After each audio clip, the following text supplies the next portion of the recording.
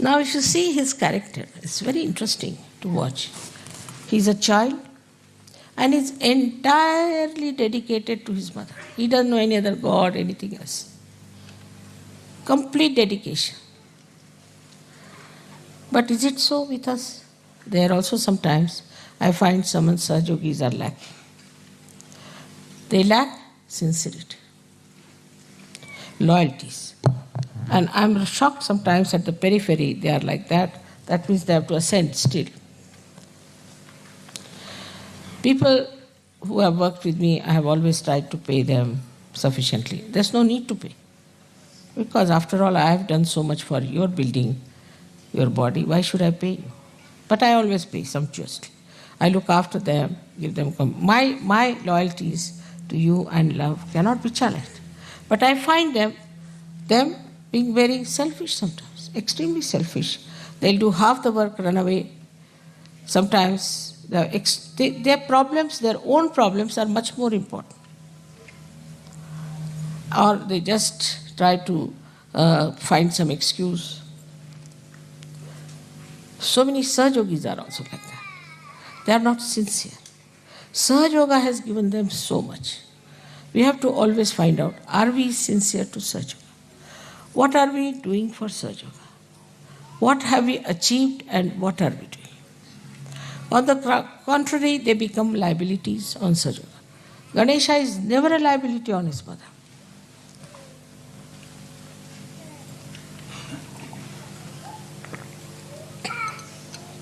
For example, someone becomes sick.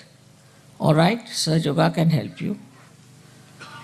Maybe, may not be, may be cured, may not be cured. If they are not cured, then they will say that, see now, I was not cured, I am going to leave Sahaja Yoga. Then one has to say, please leave. With the slightest thing they go off, not understanding what is important. Then there are liabilities, like somebody gets married, comes here, I don't like this wife, now do what you like. The wife sits on my head and the husband also. All kinds of liabilities coming. My husband doesn't do Sahaja Yoga, what should I do? You solve the problem with your husband. You solve the problem with your children. You have the power to do it, have patience, work it out.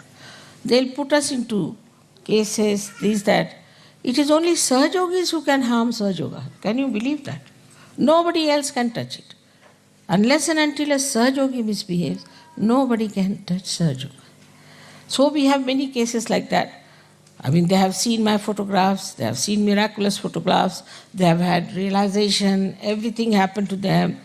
They have been so many times helped, but suddenly they say, I want to leave Sahaja Yoga. Very good. I say, those who have to leave should leave immediately.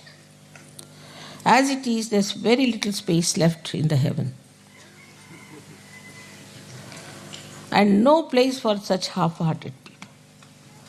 They have to leave, they should leave. You have to have Ganesha as your ideal. It should not be that I worship Ganesha. That way you are worshipping Christ, you are worshipping this, worshipping that. But what has come inside you is the point. Have you got Sri Ganesha within you? Are you following Sri Ganesha with the same devotion, dedication? But you are made after the pattern of Sri Ganesha. Sri Ganesha was made with immaculate conception. You are also made the same way. Your Kundalini was raised, was given you the realization, and you got your second birth, and now you are Sahajogis. All these things have happened to you without having a father. If I had not told you that you have a father, you would never have known.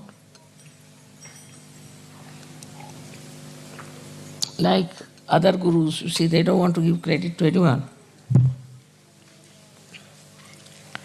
So this actually has happened with you. You are being made in the same manner as Sri Ganesha. Of course, you must be having something, otherwise I could not have made. That's also true. Supposing the Kundalini was missing, what could I have done? If not missing, if it was absolutely crooked, if not crooked, supposing there were some chakras which were horribly damaged.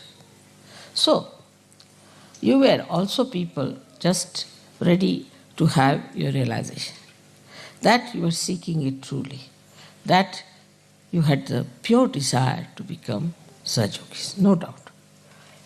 Still, when the growth is taking place, you must watch. You must see how much sincerity we are giving, with what dedication we are working out.